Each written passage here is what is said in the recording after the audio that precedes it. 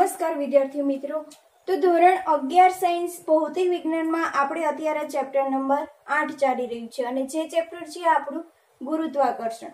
તો આ ગુરુત્વાકર્ષણ ચેપ્ટરના આગળના વિડિયો લેક્ચરમાં આપણે જોઈ ગયા હતા કે પૃથ્વીના ગુરુત્વથી ઉદ્ભવતો ગુરુત્વ પ્રવેગ કે કોઈપણ પદાર્થને જ્યારે તમે પૃથ્વીની સપાટી ઉપર મૂકો છો કે પૃથ્વીથી સપાટીથી અમુક ઊંચાઈ સુધી મૂકો છો अथवा तो पृथ्वी सपाटी तमे ऊंडाई पर मूको छो त्यारे आ गुरुत्व प्रवेग जेनुं मूल्य तमने शुं मळे छे एना विशेनी आपणे संपूर्ण माहिती मेळवी गया छीए के ज्यारे पदार्थने पृथ्वीनी सपाटी पर मूकवामां आवे छे त्यारे गुरुत्व प्रवेग जेनुं मूल्य तमने महत्तम मळे छे अने जे मूल्य हतुं 9.8 मीटर प्रति सेकंड स्क्वेर। ज्यारे पृथ्वीना केंद्र पर तमे पदार्थने मूको छो त्यारे गुरुत्व प्रवेग जेनुं मूल्य शुं मळे छे शून्य अने पृथ्वीनी सपाटीथी जेम जेम ऊंडाई पर जता जઈએ अथवा तो पृथ्वीनी सपाटीथी जेम जेम ऊंचाई पर जता जઈએ छीए एम एम गुरुत्व प्रवेग जेना मूल्यमां शुं थतो जाय छे घटाडो थतो जाय छे। तो पृथ्वीना गुरुत्वथी उद्भवतो गुरुत्व प्रवेगनी संपूर्ण माहिती मेळवी લીધી છે। હવે આજના વિડિયો લેક્ચરમાં આપણે જોવાના છીએ ગુરુત્વીય ક્ષેત્ર।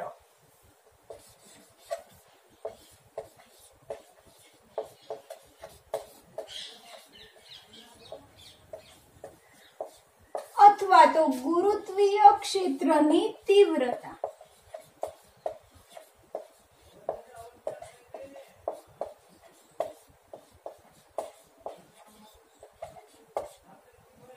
जेने इंग्लिश में कहेवामां आवे छे ग्रेविटेशनल फील्ड।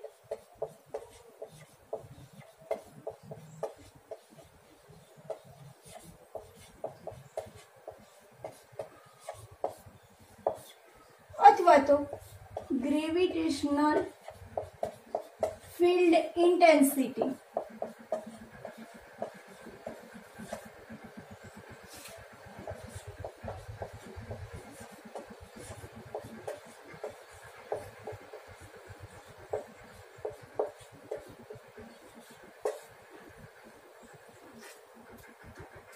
तो आजना विडियो लेक्चर में आपणे बात करिए गुरुत्वीय क्षेत्र अथवा तो गुरुत्वीय क्षेत्रनी तीव्रता।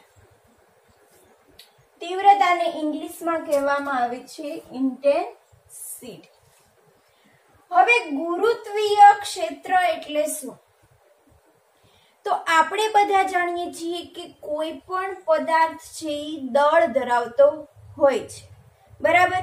तो जे पदार्थ दळ धरावे छे ई दळ धरावतो पदार्थ छे ई पोतपोतानी आसपासनो जे विस्तार होय छे ए विस्तारमां अमुक शुं उत्पन्न करे छे क्षेत्र उत्पन्न करे छे, बराबर। अने आवा क्षेत्रनुं नाम आपेलुं छे आपणे गुरुत्वीय क्षेत्र।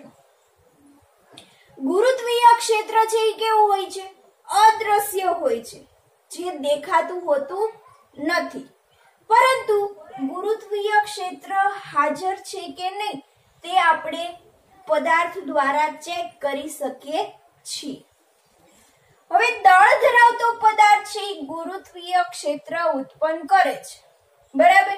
तो मानी लो के आपणी पासे अत्यारे शुं छे पृथ्वी आवेली छे। तो अत्यारे आपणी पासे छे पृथ्वी।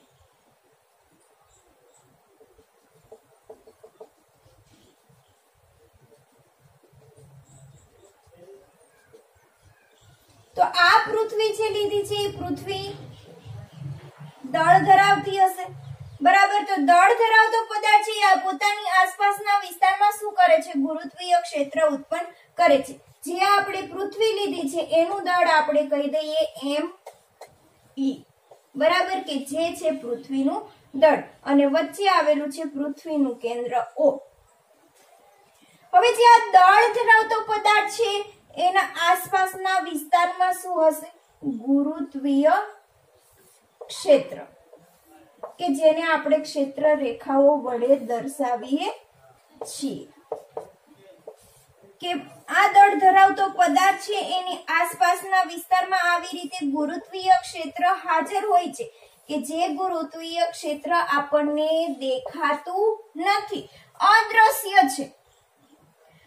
હવે આ પૃથ્વીની આસપાસ જે એનું ગુરુત્વીય ક્ષેત્ર છે, એ ગુરુત્વીય ક્ષેત્ર હાજર છે કે નહીં એની આપણે શું કરવી છે? કસોટી કરવી છે. તો આ પૃથ્વીની ફરતે ગુરુત્વીય ક્ષેત્ર હાજર છે કે નહીં એને જોવા માટે આપણે એક સ્મોલ m દળના પદાર્થની જરૂર પડશે. બરાબર. તો આપણી પાસે છે સ્મોલ m દળનો પદાર્થ. તો અહીંયા મૂકેલો છે સ્મોલ m દળનો પદાર્થ. જો આ પૃથ્વી આ સ્મોલ m દળના પદાર્થ ઉપર ગુરુત્વાકર્ષણ બળ લગાવે તો ત્યાં ગુરુત્વીય ક્ષેત્ર હાજર છે તેવું કહી શકાય. બરાબર. અત્યારે આ સ્મોલ m દળના પદાર્થ ઉપર પૃથ્વી છે એ શું કરશે? ગુરુત્વાકર્ષણ બળ લગાવશે અને પદાર્થને શું કરશે? પોતાની તરફ ખેંચશે. તો જ્યારે પૃથ્વી છે એ આ સ્મોલ m દળના પદાર્થને પોતાની તરફ ખેંચે તો આ સ્મોલ m દળનો પદાર્થ છે એ ક્યાં અત્યારે મૂકેલો છે? આપણે પૃથ્વીના ગુરુત્વાકર્ષી ક્ષેત્રમાં. જ્યાં પણ આપણે પદાર્થ રાખીએ છીએ એ પદાર્થ ઉપર જો ગુરુત્વાકર્ષણ બળ લાગતું હોય તો ત્યાં ગુરુત્વીય ક્ષેત્ર હાજર હોય. અને ગુરુત્વીય ક્ષેત્ર હાજર હોય તો જ આ પૃથ્વી છે આ સ્મોલ m દળના પદાર્થ ઉપર ગુરુત્વાકર્ષણ બળ લગાવી શકે, નહીતર ગુરુત્વાકર્ષણ બળ લગાવે નહીં. અત્યારે આ સ્મોલ m દળનો પદાર્થ છે એને મેં આ પૃથ્વીની સપાટીથી r જેટલા અંતરે રાખેલો છે. અને આપણને ખબર છે કે પૃથ્વીની ત્રિજ્યા કેટલી છે? r e. તો r જેટલા અંતરે સ્મોલ m દળના પદાર્થને રાખેલો છે. ત્યાં પૃથ્વી છે ગુરુત્વાકર્ષણ બળ લગાવે છે, તેથી ત્યાં ગુરુત્વીય ક્ષેત્ર હાજર છે તેવું આપણે કહી શકીએ. હવે આ જે પૃથ્વી છે એને આપણે કહી દઈશું સોર્સ માસ. શું કહીશું? સોર્સ માસ. અને જે આ સ્મોલ m દળનો પદાર્થ છે એને આપણે કહીશું ટેસ્ટ માસ. ટેસ્ટ માસ કેમ કે જેના દ્વારા આપણે શું કરવાનું છે? આ પૃથ્વી છે એનું ગુરુત્વીય ક્ષેત્ર હાજર છે કે નહીં તે આપણે ચેક કરવાનું છે. માટે એને આપણે કહી દઈશું ટેસ્ટ માસ. અને આ જે પૃથ્વી છે એ ગુરુત્વીય ક્ષેત્ર ઉત્પન્ન કરે છે, માટે એને આપણે નામ આપી દીધું છે સોર્સ માસ. બરાબર. માની લો કે આ સ્મોલ m દળનો પદાર્થ છે એને આપણે ખૂબ જ દૂરના અંતરે મૂકેલો છે. હવે ખૂબ જ દૂરના અંતરે મૂકેલો હોવાથી માની લો કે એ પદાર્થ ઉપર પૃથ્વીનું ગુરુત્વાકર્ષણ બળ લાગતું નથી. અને આ પૃથ્વી છે એ ખૂબ જ દૂર મૂકેલા ઇન્ફિનિટી અંતરે મૂકેલા સ્મોલ m દળના પદાર્થ ઉપર ગુરુત્વાકર્ષણ બળ લગાવતું નથી. હવે ગુરુત્વાકર્ષણ બળ લગાવતી નથી માટે આ સ્મોલ m દળનો પદાર્થ છે એ પૃથ્વી તરફ આકર્ષી પ્રકારનું બળ લાગશે નહીં, પૃથ્વી તરફ ગતિ કરશે નહીં. અને પૃથ્વી તરફ ગતિ નહીં કરે તો આ જે સ્મોલ m દળનો પદાર્થ છે એ પૃથ્વીથી દૂરની બાજુએ જતો રહેશે. કેમ? કારણ કે ત્યાં પૃથ્વીનું ગુરુત્વીય ક્ષેત્ર હાજર નથી. અને પૃથ્વીનું ગુરુત્વીય ક્ષેત્ર હાજર ન હોવાના કારણે પૃથ્વી છે એ સ્મોલ m દળના પદાર્થ ઉપર ગુરુત્વાકર્ષી બળ લગાવતું નથી. તો આ પદાર્થ છે એ પછી ક્યાં જતો રહેશે? તો આ પદાર્થ છે એ માની લો કે ચંદ્ર છે, તો ચંદ્ર પણ કઈક દળ ધરાવે છે. દળ ધરાવતો પદાર્થ પોતપોતાના આસપાસના વિસ્તારમાં શું કરશે? ગુરુત્વીય ક્ષેત્ર ઉત્પન્ન કરશે. તો પછી આ જે સ્મોલ m દળનો પદાર્થ છે એના ઉપર ગુરુત્વાકર્ષણ બળ લાગતું નથી, ત્યાં ગુરુત્વીય ક્ષેત્ર હાજર નથી. તો આ જે સ્મોલ m દળનો પદાર્થ છે એ કોઈ બીજા ગુરુત્વીય ક્ષેત્રમાં જતો રહે, કે ચંદ્રના ગુરુત્વીય ક્ષેત્રમાં જતો રહે, કે કોઈ પણ બીજા પદાર્થ છે, કોઈ પણ બીજા ગ્રહો છે એના ગુરુત્વીય ક્ષેત્રમાં જતો રહે. અને ચંદ્ર અથવા ગ્રહો દ્વારા શું થાય? ગુરુત્વાકર્ષણ બળ લાગે. તો જ્યાં ગુરુત્વીય ક્ષેત્ર હાજર હશે એટલા અંતર સુધી શું લાગશે? ગુરુત્વાકર્ષણ બળ લાગશે. અને આ બળ છે એ કેવું હશે? આકર્ષી પ્રકારનું હશે. હવે માની લો કે આ સ્મોલ m દળનો પદાર્થ છે, અત્યારે આપણે અહીંયા મૂકેલો છે, પૃથ્વીની સપાટીથી r જેટલા અંતરે મૂકેલો છે. તો આ પૃથ્વીની સપાટીથી r જેટલા અંતરે આપણે શું કરવું છે? ગુરુત્વીય ક્ષેત્રનું આપણે મૂલ્ય મેળવવું છે. બરાબર? તો ગુરુત્વીય ક્ષેત્રનું મૂલ્ય મેળવવા માટે ગુરુત્વીય ક્ષેત્રની સૌથી પહેલા આપણે વ્યાખ્યા જોઈ લઈએ.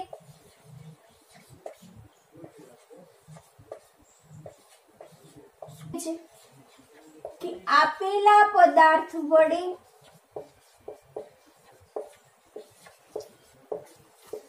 આપેલા બિંદુએ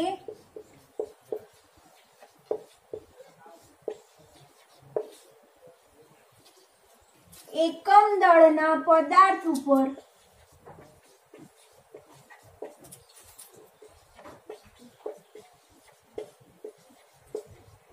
લાગતા ગુરુત્વાકર્ષણ બળને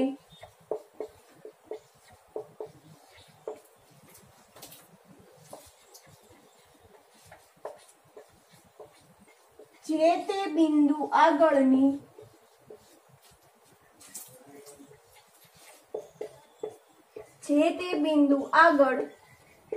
ગુરુત્વીય ક્ષેત્ર કહે છે. શું વ્યાખ્યામાં કીધું કે આપેલા પદાર્થ વડે આપેલા બિંદુએ એકમ દળના પદાર્થ ઉપર લાગતા ગુરુત્વાકર્ષણ બળને જે તે બિંદુ આગળ ગુરુત્વીય ક્ષેત્ર કહે છે. બરાબર? આ ગુરુત્વીય ક્ષેત્રને આપણે શેના વડે દર્શાવીશું? I વડે દર્શાવીશું. તો આપેલા પદાર્થ વડે એટલે કે પૃથ્વી દ્વારા આપેલા બિંદુએ, એટલે અત્યારે આપણે લીધું છે P બિંદુએ, કે P બિંદુએ સ્મોલ m દળનો પદાર્થ મૂકેલો છે. હવે આ સ્મોલ m દળનો પદાર્થ જે બિંદુએ મૂકેલો છે એ બિંદુએ આપણે શું કરવું છે? ગુરુત્વીય ક્ષેત્ર કેટલું મળે છે તે આપણે મેળવવું છે. બરાબર? તો આપેલા પદાર્થ વડે આપેલા બિંદુએ એકમ દળના પદાર્થ ઉપર લાગતા ગુરુત્વાકર્ષણ બળને શું કહે છે? ગુરુત્વીય ક્ષેત્ર. તો સૌથી પહેલા તો ન્યૂટનના ગુરુત્વાકર્ષણના સાર્વત્રિક નિયમ પરથી બંને પદાર્થો વચ્ચે શું લાગશે? ગુરુત્વાકર્ષણ બળ. અને આ ગુરુત્વાકર્ષણ બળનું મૂલ્ય શું મળશે? F બરાબર gme small m upon r square. બરાબર? હવે શું કીધું કે એકમ દળના પદાર્થ ઉપર લાગતા ગુરુત્વાકર્ષણ બળને જે તે બિંદુ આગળની ગુરુત્વીય ક્ષેત્ર કહે છે. એકમ દળનો પદાર્થ ક્યારે આપણે કહી શકીએ?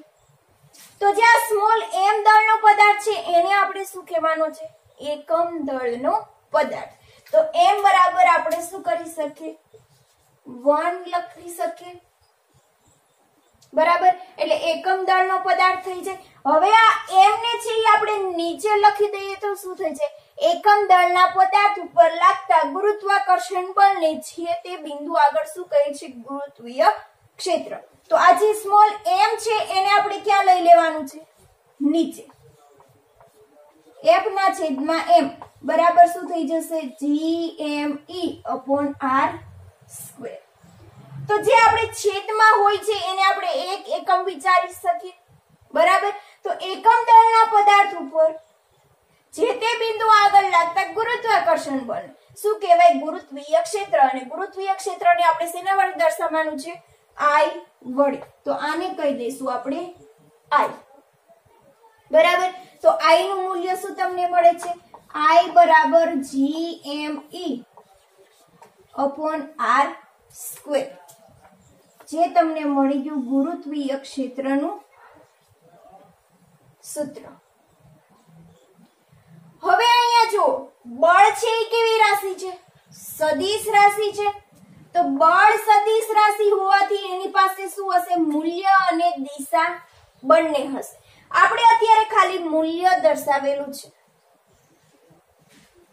હવે આ બળની આપણે દિશા દર્શાવી હોય તો શું થઈ જશે? F સદિશ બરાબર શું થઈ જશે? સ્થાનાંતરની દિશા થશે.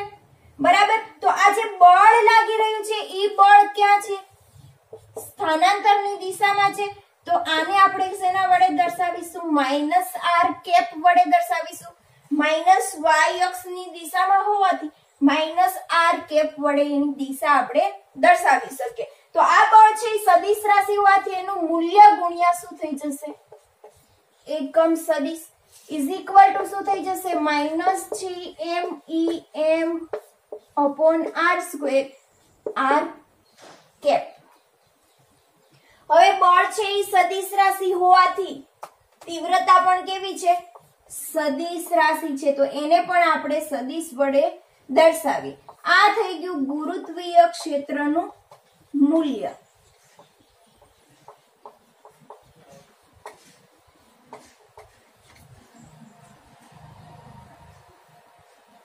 હવે ગુરુત્વીય ક્ષેત્ર છે એ પણ શું છે?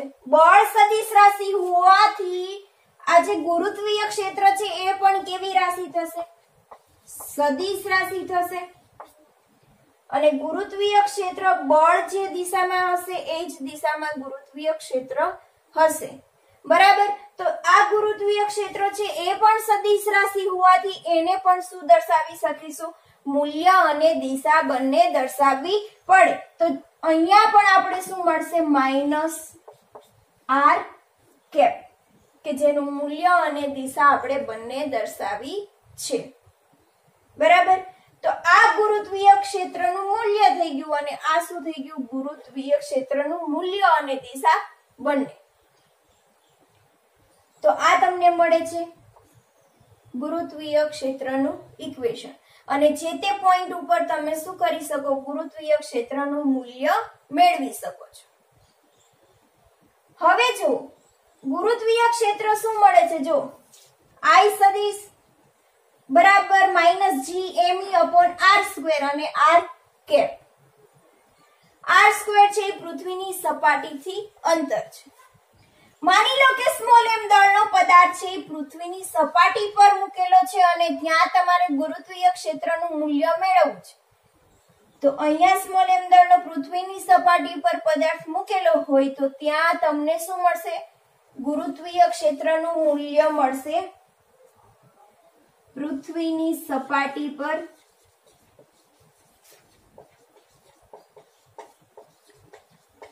ગુરુત્વીય ક્ષેત્ર.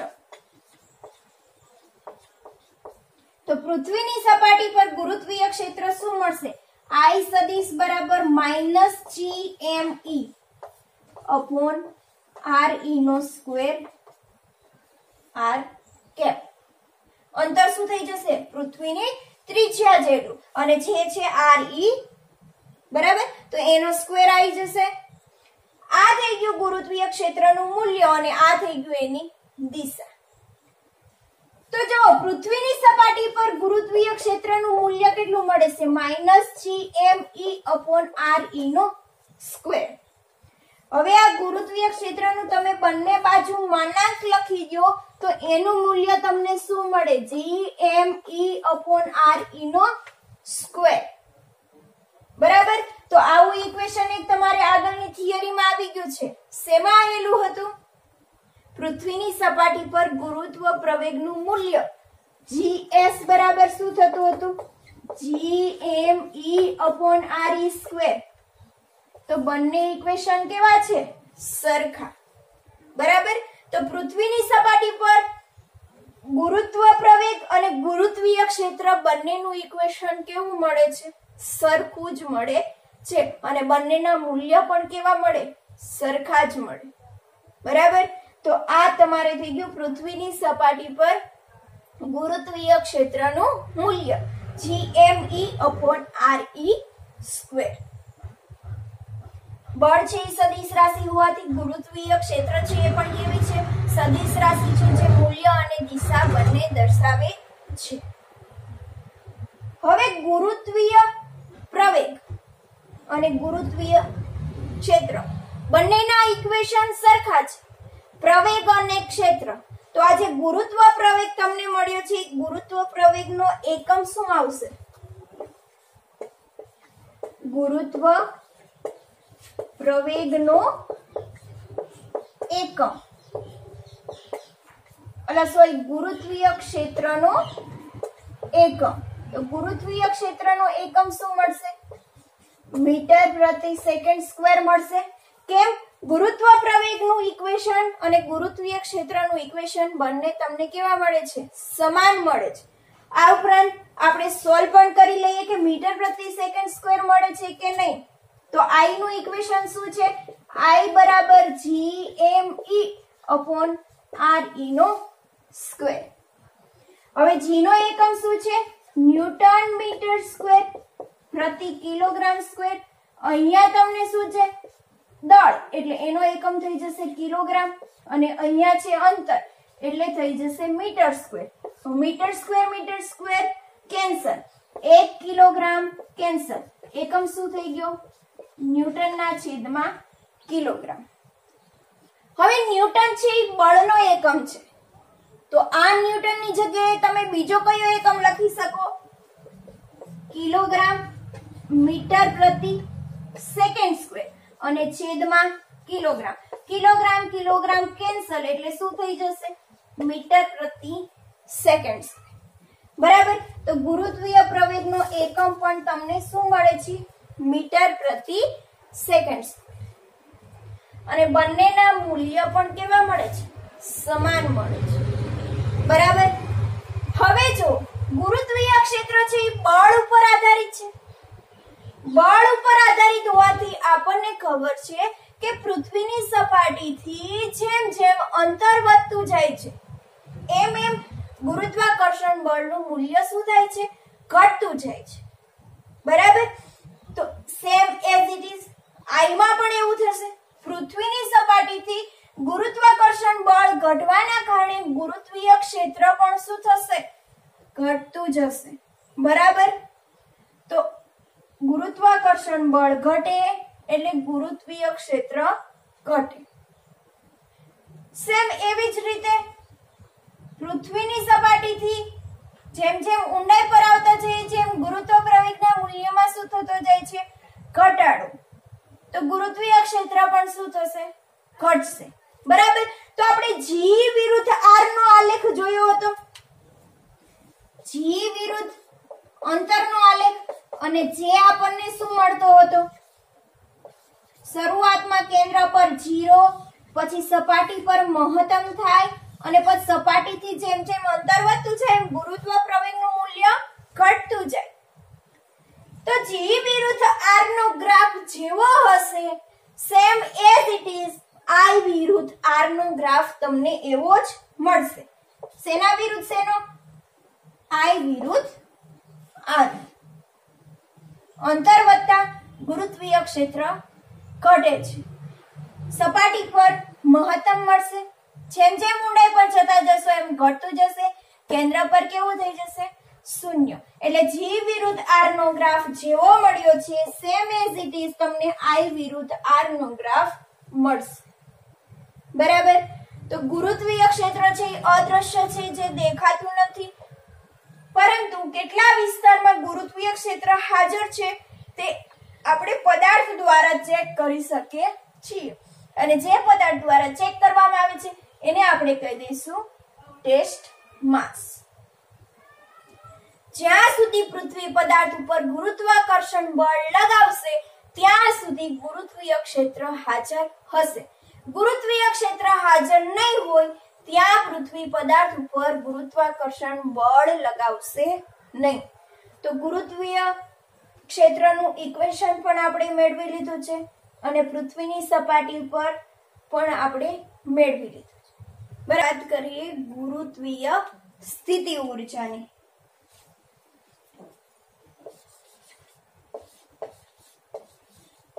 ગુરુત્વીય સ્થિતિ ઊર્જા, જેને ઇંગ્લિશમાં કહેવામાં આવે છે ગ્રેવિટેશનલ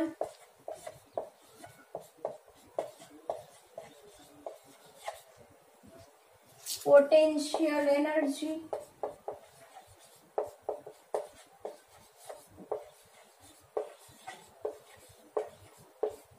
જેને યુ વડે દર્શાવવામાં આવે છે. ગુરુત્વીય સ્થિતિ ઉર્જા. તો આના પહેલા તમે સ્થિતિ ઉર્જા વિશેનો અભ્યાસ કરી ગયા છો. સ્થિતિ ઉર્જા એટલે શું? કે જ્યારે કોઈ પણ સ્મોલ m દળનો પદાર્થ હોય અથવા તો કોઈ પણ દળ ધરાવતો પદાર્થ હોય છે. આ પદાર્થને જ્યારે તમે ઉપરની બાજુએ ખસેડો છો, બરાબર, તો આ પદાર્થને જ્યારે ઉપરની બાજુએ ખસેડો છો ત્યારે તમે શું કરો છો? પૃથ્વીના ગુરુત્વાકર્ષણ બળની વિરુદ્ધ દિશામાં તમે શું કરો છો? પદાર્થ ઉપર બળ લગાવો છો, બરાબર. અને ગુરુત્વાકર્ષણ બળની વિરુદ્ધ દિશામાં પદાર્થ ઉપર બળ લગાવવાથી આ પદાર્થનું શું થાય છે? સ્થાનાંતર. તો પદાર્થ ઉપર બળ લગાવી પદાર્થનું તમે સ્થાનાંતર કરો છો એટલે એને શું કર્યું? તમે પદાર્થ ઉપર કાર્ય કર્યું, બરાબર. તો આ કાર્યનું ઇક્વેશન તમને મળતું હતું W બરાબર F ઇન્ટુ ડી. શું મળતું હતું? W બરાબર F ઇન્ટુ ડી, કે પદાર્થ ઉપર બળ લાગવાથી પદાર્થનું શું થાય છે? સ્થાનાંતર. જે તમારા દ્વારા શું થયું? કાર્ય. ગુરુત્વાકર્ષણ બળની વિરુદ્ધ દિશામાં તમે કાર્ય કરી રહ્યા છો. હવે જ્યારે પદાર્થને તમે ઉપરની બાજુએ ખેંચો છો ત્યારે તમે જે કાર્ય કર્યું છે આ કાર્ય એ શું થશે? સ્થિતિ ઉર્જા સ્વરૂપે પદાર્થમાં સંગ્રહ થશે.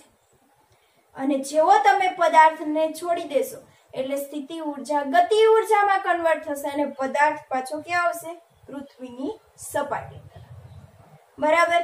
તો આ જે કાર્ય તમે કર્યું છે એના ઉપર જે બળ લગાવ્યું છે એ બળનું મૂલ્ય શું મળશે? તો આ બળનું મૂલ્ય કેટલું મળશે? જેટલું પદાર્થનું વજન હશે એટલું વજન જેટલું જ તમે પદાર્થ ઉપર શું કર્યું હશે? બળ લગાવ્યું હશે. તો પદાર્થનું વજન W બરાબર શું થઈ જશે? mg. એટલે જે પદાર્થનું વજન છે એટલા જ મૂલ્યનું તમે બળ લગાવેલું છે માટે થઈ જશે mg. અને d એટલે કે સ્થાનાંતર કરાવ્યું છે. તો માની લો કે પૃથ્વીની સપાટીથી h જેટલી ઊંચાઈ તમે પદાર્થને લઈ ગયા છો તો જે થઈ જશે d બરાબર h. અને આ જે કાર્યનું મૂલ્ય મળ્યું છે એ સ્થિતિ ઉર્જા સ્વરૂપે સંગ્રહ થશે, બરાબર. અને એનું મૂલ્ય મળે છે mgh. એટલે અહીંયા આપણે લખી દઈએ u બરાબર mgh. એવી જ રીતે આ જ કોન્સેપ્ટનો ઉપયોગ કરીને આપણે શું કરવાનું છે? ગુરુત્વીય સ્થિતિ ઉર્જા મેળવવાની છે, બરાબર. તો ગુરુત્વીય સ્થિતિ ઉર્જા મેળવવા માટે સૌથી પહેલા આપણે જોઈ લઈએ વ્યાખ્યા.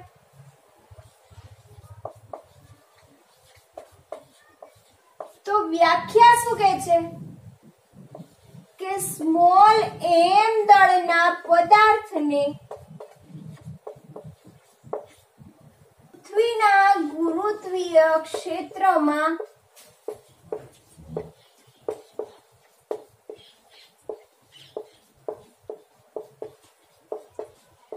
અનંત અંતરેથી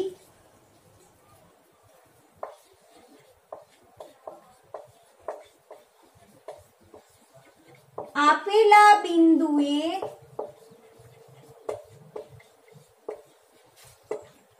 લાવવા માટે કરવા પડતા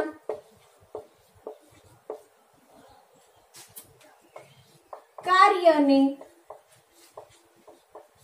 તે બિંદુ આગળ ગુરુત્વીય સ્થિતિ ઉર્જા કહે છે. શું વ્યાખ્યામાં કીધું છે કે સ્મોલ m દળના પદાર્થને પૃથ્વીના ગુરુત્વીય ક્ષેત્રમાં અનંત અંતરેથી આપેલા બિંદુએ લાવવાનું છે, બરાબર. તો અત્યારે આપણે અહીંયા પૃથ્વીને ધ્યાનમાં લેવી પડશે. તો આ છે પૃથ્વી અને પૃથ્વીનું દળ છે m e. હવે સ્મોલ m દળનો પદાર્થ છે એ ક્યાં છે? અનંત અંતરે આવેલો છે કે જે બિંદુનું આપણે નામ આપી દઈએ a અને ત્યાં અંતર છે ઇન્ફિનિટિવ. તો સ્મોલ m દળનો પદાર્થ છે એ ઇન્ફિનિટિવ અંતરે આવેલો છે. અહીંયા છે પૃથ્વીનું કેન્દ્ર O અને અહીંયાથી અહીંયા સુધીની પૃથ્વીની ત્રિજ્યા RE.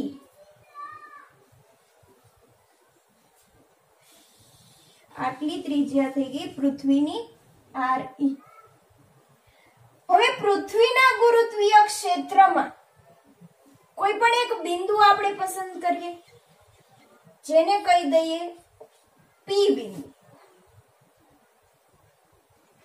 હવે આ અનંત અંતરેથી ગુરુત્વીય ક્ષેત્રમાં જે P બિંદુ આવેલું છે ત્યાં આપણે આ સ્મોલ m દળના પદાર્થને ગતિ કરીને લાવવાનો છે. બરાબર. તો આ જે સ્મોલ m દળનો પદાર્થ P બિંદુ પર લાવીએ ત્યારે પૃથ્વીના કેન્દ્રથી P બિંદુ સુધીનું અંતર થઈ ગયું r. હવે P બિંદુએ સ્મોલ m દળના પદાર્થને આપણે ગતિ કરીને લાવવાનું છે. જો શું કીધું તું કે જ્યારે પૃથ્વીની સપાટીથી ગુરુત્વાકર્ષણ બળની વિરુદ્ધ દિશામાં આપણે પદાર્થને ખેંચીને લઈ જઈએ છીએ ત્યારે જે કાર્ય કરીએ છીએ એ કાર્ય સ્થિતિ ઊર્જા સ્વરૂપે સંગ્રહ થાય છે. થયેલું કાર્ય એ શું કહેવાય છે? સ્થિતિ ઊર્જા કહેવાય છે કે સ્થિતિ ઊર્જા સ્વરૂપે સંગ્રહ થાય છે. હવે પૃથ્વીનું ગુરુત્વાકર્ષણ બળ કઈ બાજુ લાગે છે? આ બાજુ. પદાર્થ પૃથ્વી છે એ જ્યારે સ્મોલ m દળના પદાર્થને પોતાની તરફ ખેંચશે ત્યારે એના ઉપર શું લાગશે? ગુરુત્વાકર્ષણ બળ. બરાબર. તો આ જે ગુરુત્વાકર્ષણ બળ પૃથ્વી દ્વારા જે લાગે છે એ પોતાની તરફ જ લાગે છે. ગુરુત્વાકર્ષણ બળની વિરુદ્ધ દિશામાં લાગતું નથી. તો જે કાર્ય મળશે એ કાર્યનું મૂલ્ય તમને કેવું મળશે? ઋણ મળશે. કેમ? કારણ કે ગુરુત્વાકર્ષણ બળ પોતાની તરફ જ પદાર્થને ખેંચે છે, એના વિરુદ્ધ દિશામાં કાર્ય થતું નથી. તો હવે આ પૃથ્વીના ગુરુત્વાકર્ષણ દ્વારા આ પદાર્થ ઉપર શું થાય છે? કાર્ય થાય છે. તો વ્યાખ્યામાં એવું કીધું છે કે સ્મોલ m દળના પદાર્થને પૃથ્વીના ગુરુત્વીય ક્ષેત્રમાં અનંત અંતરેથી આપેલા બિંદુએ લાવવા માટે કરવા પડતા કાર્યને તે બિંદુ આગળ ગુરુત્વીય સ્થિતિ ઊર્જા કહે છે. તો તમને વિચાર આવે કે જ્યારે પૃથ્વીની સપાટીથી પદાર્થને h જેટલી ઊંચાઈએ લઈ જતા બરાબર, ત્યારે તમારે જે કાર્ય મળતું હતું એ તમને કેટલું મળતું? F.d અને એના ઉપરથી mgh મળતું. હવે આ પૃથ્વીના કેન્દ્રથી માની લો કે x જેટલું અંતર છે અથવા તો ઇન્ફિનિટિવ જેટલું અંતર છે. તો આ પદાર્થ ઉપર જે કાર્ય થાય છે એ F.d મીન્સ કે mgh દ્વારા તમે દર્શાવી શકો નહીં. ખૂબ જ મોટું કાર્ય થઈ ગયું છે. બરાબર. પૃથ્વીની સપાટીથી માની લો કે 10 મીટર 20 મીટર કે 1 કિલોમીટર સુધી તમે જાઓ તો 1 કિલોમીટર સુધી તમને જે પૃથ્વીનું ગુરુત્વાકર્ષણ બળ લાગે છે ગુરુત્વાકર્ષણ બળના મૂલ્યમાં જાજો ફેર થશે નહીં. માની લો કે પૃથ્વીની સપાટીથી તમે 10 મીટર પૃથ્વીની સપાટીથી h ઊંચાઈએ ગુરુત્વ બળનું ઇક્વેશન શું મળતું હતું? Fh બરાબર gme સ્મોલ m કૌંસમાં r પ્લસ h નો સ્ક્વેર. બરાબર. હવે પૃથ્વીની સપાટીથી 10 મીટર સુધી તમે જાઓ છો તો h બરાબર શું થઈ જશે? 10 મીટર. અથવા તો તમે 1 કિલોમીટર સુધી જાઓ છો તો h બરાબર શું થઈ જશે? 1 કિલોમીટર. અને પૃથ્વીની ત્રિજ્યા છે 6400 કિલોમીટર. હવે 6400 કિલોમીટરમાં તમે 1 કિલોમીટર પ્લસ કરો તો કેટલું મળે? 6401 કિલોમીટર. હવે 6400 કિલોમીટર કે 6401 કિલોમીટર ગુરુત્વાકર્ષી બળમાં ઝાઝો ફેરફાર થાય નહીં, પરંતુ જો 1 કિલોમીટર કરતા અનંત અંતરે તમે જતા રહેશો તો ગુરુત્વાકર્ષણ બળના મૂલ્યમાં શું થાય છે? ઘટાડો થતો જાય છે. તો ગુરુત્વાકર્ષણ બળના મૂલ્યમાં ઘટાડો થતો હોવાથી W બરાબર F.D થતું કાર્ય મેળવવાનું છે. તો કાર્ય W બરાબર F.D. તો ડાયરેક્ટ તમે બળનું ઇક્વેશન અને h જે ઊંચાઈ છે એ તમે મૂકી શકશો નહીં. તો એના માટે તમારે શું કરવું પડશે? તો જો W બરાબર F.D એટલે શું થઈ જશે? FD cos theta. પરંતુ ડાયરેક્ટ W બરાબર mgh ન વાપરતા તમારે શું કરવું પડશે? સંપૂર્ણ માર્ગ આખો આપેલો છે, ઇન્ફિનિટી અંતરથી તમારે P બિંદુ સુધી તમારે પદાર્થને ખેંચીને લાવવાનો છે. તો એના માટે તમારે શું કરવું પડશે? આંશિક કાર્ય કરવું પડશે. આંશિક કાર્ય કરી અને સંપૂર્ણ માર્ગનો તમારે શું કરવું પડશે? સરવાળો કરવો પડશે. તો સૌથી પહેલા એ બિંદુ આગળ સ્મોલ m દળનો પદાર્થ મૂકેલો છે. સ્મોલ m દળનો પદાર્થ મૂકેલો છે તો આંશિક કાર્ય કરવાનું છે, એટલે પદાર્થને થોડાક ડિસ્ટન્સ સુધી તમારે ખેંચવાનો છે. માની લો કે dx જેટલું, અને પદાર્થને તમારે B બિંદુ ઉપર લાવવાનો છે. તો આંશિક સ્થાનાંતર કરવા માટે તમારે કાર્ય પણ કેટલું થશે? આંશિક થશે. બરાબર. તો આ જે A થી B સુધીનો પાર્ટ છે એ તમારે શું થઈ ગયું? dw જેટલું આંશિક કાર્ય થઈ ગયું બરાબર F સ્થાનાંતર થઈ ગયું dx cos થીટા. એવી રીતે પાછું તમારે નાનો પાર્ટ લેવાનો, એના માટે આંશિક કાર્ય મેળવવાનું, પાછો નાનો ભાગ લેવાનો, એના માટે આંશિક કાર્ય મેળવવાનું, અને ઇન્ફિનિટી અંતરથી r જેટલા અંતરે તમારે શું કરવાનું છે? સ્મોલ દળના પદાર્થને તમારે ખેંચીને લાવવાનું છે. તો સંપૂર્ણ માર્ગ દ્વારા થતું ટોટલ કાર્ય મેળવવા માટે આપણે બંને બાજુ શું કરી લેશું? ઇન્ટિગ્રેશન કરી લઈશું. ઇન્ટિગ્રેશન બરાબર. આંશિક કાર્યનું ઇન્ટિગ્રેશન કરવું એટલે તમને શું મળશે? ટોટલ કાર્ય, કે સંપૂર્ણ માર્ગ દ્વારા થતું કુલ કાર્ય. હવે જો ઇન્ટિગ્રેશન dw બરાબર integration f dx cos theta. cos theta એટલે શું? કે f બળ જે લાગી રહ્યું છે અને જે સ્થાનાંતર થઈ રહ્યું છે એના વચ્ચેનો એંગલ. તો બળ કઈ બાજુ લાગી રહ્યું છે? આ બાજુ લાગી રહ્યું છે, અને સ્થાનાંતર પણ કઈ બાજુ થઈ ગયું છે? આ બાજુ થઈ રહ્યું છે. તો સ્થાનાંતર dx ની દિશા પણ કઈ બાજુ છે? આ બાજુ. બંને બાજુનો એંગલ કેવો છે? 0. બરાબર. તો અહીંયા તમે લખી દેશો cos 0 ડિગ્રી. કેમ? સ્થાનાંતર બળ F અને સ્થાનાંતર બંને કેવા છે? સમાંતર. સમાંતર થવાના કારણે બંને વચ્ચેનો એંગલ કેવો થઈ જશે? 0 થઈ ગયું. હવે cos 0 નું મૂલ્ય કેટલું થઈ જશે?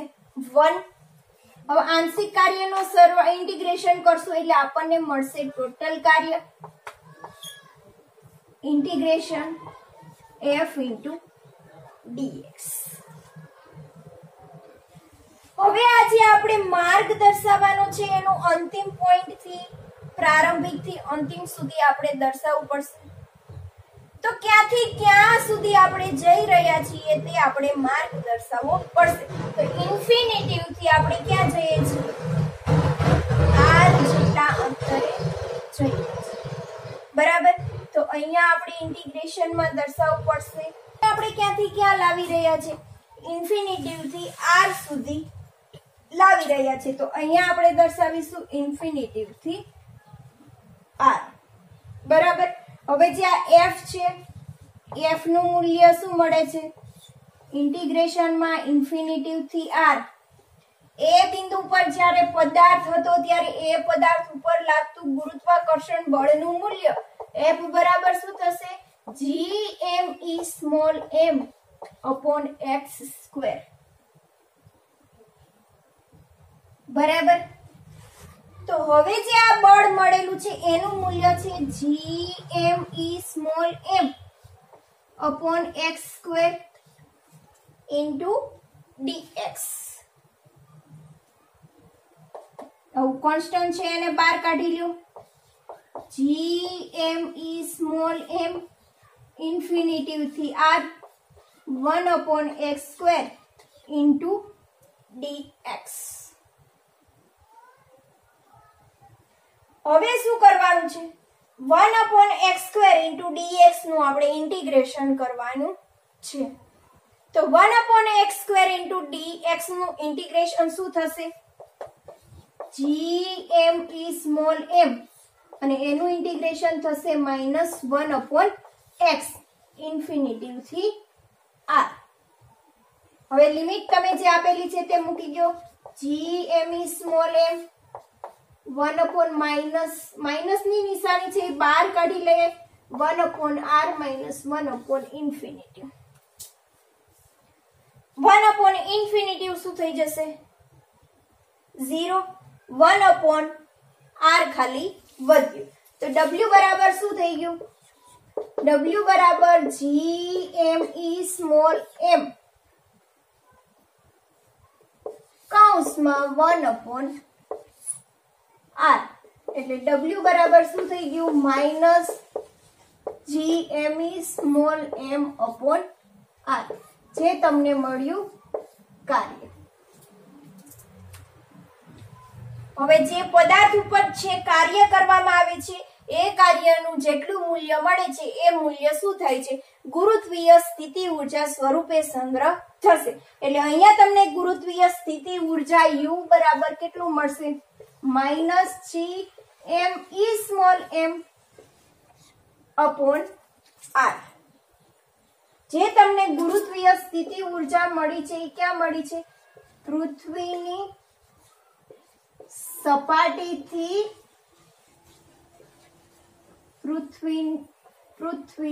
પૃથ્વીના કેન્દ્રથી r જેટલા અંતરે.